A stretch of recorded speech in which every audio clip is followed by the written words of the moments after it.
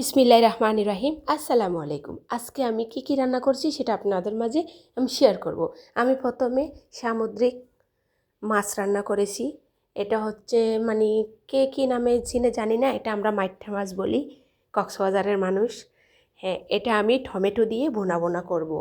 এটা আমি কাঁচা মরিচ দিয়ে রান্না করছি, এই জন্য কালারটা এরকম হয়ে গেছে, কিন্তু বাস্তবে কালারটা অনেক সুন্দর আসছে মাশাআল্লাহ।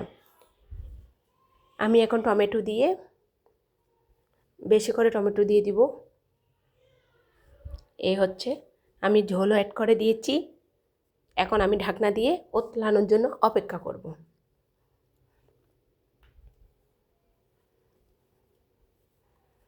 এরপরে আমি রান্না করব বাটা মাছ টমেটো দিয়ে ভুনা।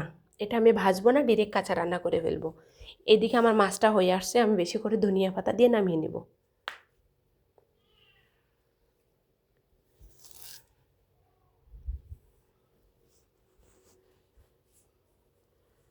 এদিকে আমি বাটা মাছটাও দিয়ে দিলাম আরেক ছোলায়।